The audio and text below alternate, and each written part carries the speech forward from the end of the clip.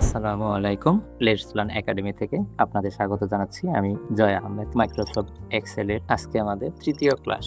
গত ক্লাসে আমরা শিখেছিলাম কিভাবে র্যান্ডম নাম্বার লিখতে হয়, যোগ করতে হয়, বিভিন্ন টেমপ্লেট কিভাবে ব্যবহার করতে হয়, নাম্বারিং, ফন্ট চেঞ্জ এবং সাম করার ফর্মুলাটা। তো আজকে আমরা ভিডিওতে কি কি শিখবো চলুন সেটা জেনে নেই। এর জন্য আমরা গত ভিডিওতে বলেছিলাম কিভাবে এই নামগুলো এক ক্লিকে নিয়ে আসা যায় এবং এই স্যালারির শুরুতে কিভাবে কারেন্সির আইকনটা যোগ করা যায় এবং রিবনের এই নাম্বার এবং স্টাইল থেকে কি কি সমস্যার সমাধান করা যায়, এইসব সহ বিভিন্ন জটিল সমস্যার সমাধান খুব সহজে আমরা করব। চলুন আমরা শুরুতে এই অ্যামাউন্টগুলোর ডলার কারেন্সিটা অ্যাড করি। সেটার জন্য আমি গত ক্লাসে বলেছিলাম এক্সেলে কোনো কাজ করতে গেলে আমাদের লেফট বাটন চেপে এটা সিলেক্ট করতে হবে। তারপরে আমরা যাব নাম্বারের, এখানে লক্ষ্য করুন অলরেডি ডলার মার্কটা আইকনটা এখানে বাই ডিফল্ট দেওয়া আছে। এটা ছাড়াও আমরা জেনারেলে যে বিভিন্ন ধরনের অপশন দেখতে পারবো, যেমন নাম্বার, কারেন্সি, শর্ট ডেট, অনেক কিছু আমরা খুব সহজেই যোগ করতে পারবো। এগুলো আমরা ধীরে ধীরে পরবর্তী ভিডিওতে আলোচনা করব। আমরা শুরুতে এগুলো একটা ডলার আইকন যোগ করে দিই। এবার লক্ষ্য করুন নিচে যে ড্যাশ ড্যাশ রয়েছে, এটা এই সমস্যাটা সমাধান হলো আপনি উপরে এসে আপনার কলামটা একটু বড় করে দিন যাতে করে পুরো নাম্বারটা দেখা যায়। এই ঘরটা সিলেক্ট রেখে আমরা কিন্তু এই ডলার আইকনটা চেঞ্জ করে অন্য যে কোনো দেশের কারেন্সিও যোগ করতে পারবো। সেই জন্য আমরা কারেন্সির অ্যারো মার্কে ক্লিক করে একদম নিচে মোর নাম্বার ফরম্যাট এখানে ক্লিক করব। এর যে ইন্টারফেসটা চলে আসবে এখান থেকে কারেন্সিতে ক্লিক করব। তারপরে রাইট সাইডে লক্ষ্য করুন ট্যাম্বলের রাইট সাইডে যে অ্যারো মার্কটা রয়েছে এখানে ক্লিক করলে বিভিন্ন দেশের কারেন্সির আইকন রয়েছে, যেমন আমেরিকা সহ বিভিন্ন দেশের আইকন এখানে রয়েছে। আমরা যে কোনো একটা সিলেক্ট করতে যাব এবং কোনো শীটে যদি কোনো কারেন্সি মার্ক থাকে এবং সেটা আমাদের রিমুভ করতে হয়, তার জন্য যে নানে ক্লিক করব, ওকে চাপবো। দেখুন আমাদের এখান থেকে কিন্তু ডলার মার্কটা চলে গিয়েছে। আমরা পুনরায় সেটা নিয়ে আসি এক ক্লিকে, জাস্ট এই ডলার সাইনটাতে ক্লিক করি, চলে আসছে। আমি গত ভিডিওতে বলেছিলাম কিভাবে এই নামগুলো এক ক্লিকে নিয়ে আসা যায় সেটা দেখব। আর এটার প্রয়োজনীয়তা হলো আপনার কোম্পানি, অফিস স্টাফ, ওয়ার্কার, বিভিন্ন প্রয়োজনীয় মানুষের নামগুলো সংরক্ষণ করে রাখবেন, যেটা আপনার বস আপনার কাছে চাওয়া মাত্রই খুব দ্রুত দিতে পারবেন। কেননা একটা একটা ক্লিক করলে সেটা সময়ের প্রয়োজন। তার জন্য আমরা একটা সুন্দর ফর্মুলা ব্যবহার করব। চলুন দেখে নিই সেটা কিভাবে ফর্মুলাটা প্রয়োগ করা যায়। ফর্মুলাটা কিভাবে কাজ করে সেটা একটু দেখে নিই। আমরা যে কোনো একটা সেলে নাম লিখি SAVUJ, সবুজ, এবং নাম্বারিং এর মতো করে অথবা র্যান্ডম নাম্বারের মতো করে আমরা এটা প্লাস আইকন নিয়ে এসে নিচের দিকে ড্র্যাগ করতে থাকি। এখানে অটোমেটিক কিন্তু আমাদের নাম চলে আসছে। এখন এই নামগুলো আপনি কিভাবে নিয়ে আসবেন সেটা আমরা দেখে আসি। এর জন্য আমরা চলে যাব ফাইল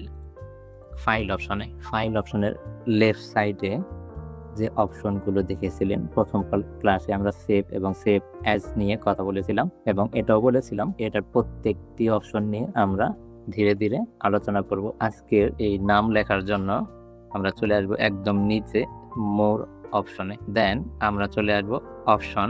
দেখতে পাচ্ছেন আপনাদের সামনে একটা ইন্টারফেস চলে আসছে। এই ইন্টারফেসের অ্যাডভান্স, লেফট সাইডে যে অ্যাডভান্স রয়েছে, অ্যাডভান্স ক্লিক করব। দেন রাইট সাইড থেকে আমরা নিচের দিকে স্ক্রল করব, শেষের দিকে এসে দেখব জেনারেল। এই জেনারেল থেকে আমরা এডিট কাস্টম লিস্টে চলে আসব। তারপরে আমাদের এরকম একটা ইন্টারফেস শো করবে। এবার লক্ষ্য করুন আমি যে নাম লিখেছি সবুজ আহমেদ জয়, এই লেখাগুলো কিন্তু নিচে এইখানে লেখা আছে। আমি এখানে ক্লিক করার সাথে সাথে রাইট সাইডে প্রত্যেকটা নাম চলে আসছে। এই ঘরটার নাম হলো লিস্ট এন্টারিজ। এখন আপনি যেটা করবেন সেটা হলো এই লিস্ট এন্টারিজে এসে লেফট ক্লিক করলে এখানে লেখা অপশনটা চলে আসবে। ঠিক তখন আপনার যে নামগুলো প্রয়োজন সেই নামগুলো লিখবেন। কিভাবে লিখবেন চলুন দেখি। বোঝার সুবিধার্থে আমি লিখি সাকিব আল হাসান। একটা নাম শেষ হওয়ার পরে কমা দিবেন। কথাগুলো খুব মনোযোগ সহকারে শুনুন এবং ফর্মুলাটা মনে রাখার চেষ্টা করুন। প্রয়োজন হলে খাতা কলম নিন, নোট করুন যাতে ভুলে গেলে দেখতে পারেন।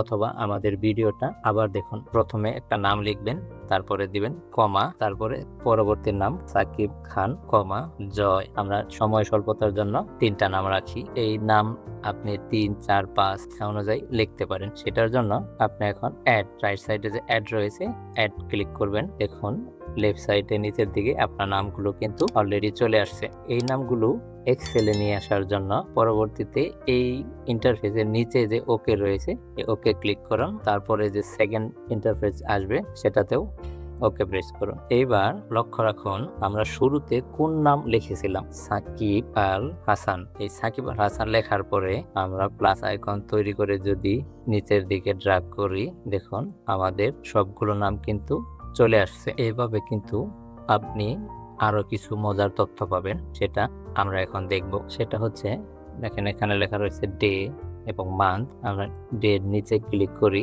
ডে বলতে সানডে দিয়ে শুরু করি, শর্ট ফর্ম লিখি SUN সান। এতটুকু লেখার পরেই আমাদের কাজ শেষ। মানডে টিউসডে আর লিখতে হবে না। পুরো সপ্তাহের নামটা নিয়ে আসতে জাস্ট প্লাস আইকন তৈরি করব নিচের দিকে অথবা হরিজন্টালি যে কোনো একদিকে আমাদের প্রয়োজন অনুযায়ী ড্রাগ করে নিয়ে এসে ছেড়ে দেব। দেখুন আমাদের সানডে মানডে সহ সকল দিনের নাম চলে আসছে। মান্থের ক্ষেত্রে একই নিয়ম, আমরা জানুয়ারির জন্য JAN লিখবো, কার্সার কার্ডটা প্লাস আইকনে তৈরি করব, লেফট বাটন চেপে নিচের দিকে অথবা হরিজন্টালি নিয়ে যাব এবং শেষ পর্যন্ত এসে যদি আমরা এটা ছেড়ে দেই, দেখব জানুয়ারি, ফেব্রুয়ারি, মার্চ এইভাবে প্রত্যেকটা মাসের নাম চলে আসছে।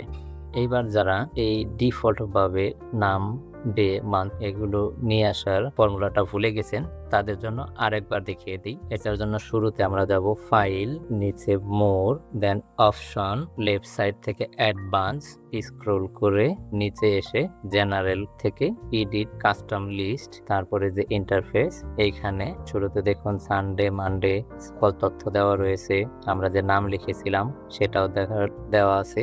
এরপরে আপনি শুধু নতুন কিছু যোগ করতে চাইলে রাইট সাইডের এই ইন্টারফেসে এসে লিখবেন, ওকে চাপবেন, দ্বিতীয় ইন্টারফেসে ওকে দিবেন, আপনার কাজ শেষ।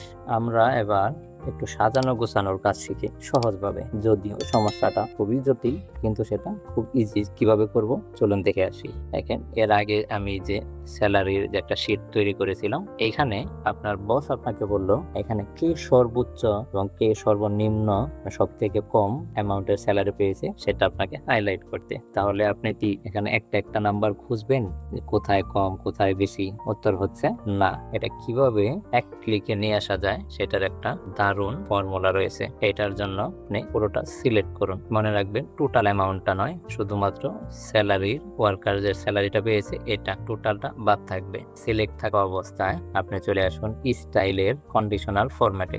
দেন দ্বিতীয়তে লক্ষ্য করবেন টপ বটম রোল। এই টপ বটম রোলসে যেহেতু আমরা ম্যাক্সিমাম বের করব এই জন্য টপ 10 আইটেমে চলে আসি। ছোট্ট ইন্টারফেসে খেয়াল করুন 10 লেখা রয়েছে, এখানে আমরা 10 বাদ দিয়ে 1 রাখি এবং রাইট সাইডে লক্ষ্য করুন লাইট রেড ফিল কালার নাম দেওয়া আছে। আমরা কিন্তু চাইলে এখানে ক্লিক করে কাস্টম ফরম্যাট থেকে বিভিন্ন কালার রয়েছে, এখান থেকে ফন্টটা চেঞ্জ করা যাবে। তো আমরা আমাদের সুবিধা মতো কালার এবং ফন্ট পরিবর্তন করতে পারি। দেন আমরা ওকে প্রেস করব এন্ড লক্ষ্য করুন আমাদের সর্বোচ্চ যে অ্যামাউন্ট সেটা কিন্তু সিলেক্ট হয়ে কালার হয়েছে, যাতে আমরা খুব সহজেই বুঝতে পারি। সুন্দর একটা স্টাইল যাতে করে আপনার বস এবং আপনি দুজনে বুঝতে পারেন কে সব থেকে বেশি স্যালারি পেয়েছে। আমরা পরবর্তী ভিডিওতে কিভাবে এই সাম এবং ফর্মুলাগুলো আরো সহজে প্রয়োগ করা যায়, কিছু কিছু ক্ষেত্রে না লিখে শুধুমাত্র ক্লিক করেই সেটা সমাধান করা যায়, এই সব জটিল সমস্যা সহ এই দিক থেকে সেল স্টাইলের আরো কিছু অপশন যেমন format as a table, cell style, এই ধরনের খুব গুরুত্বপূর্ণ জিনিস আমরা শেয়ার করার চেষ্টা করব। ততক্ষণ পর্যন্ত আজকের এই ভিডিও এবং আগেকার ক্লাসগুলো আপনারা প্র্যাকটিস করুন। কোনো সমস্যা হলে কোনো কিছু জানার থাকলে কমেন্ট সেকশনে কমেন্ট করুন, লাইক করুন, পরিচিত মানুষের সাথে শেয়ার করুন। আজকের পর্যন্ত আমাদের পুরো ভিডিও দেখার জন্য লেটস লার্ন একাডেমির পক্ষ হতে আপনাদের আরো একবার স্বাগতম। ধন্যবাদ। আল্লাহ হাফেজ।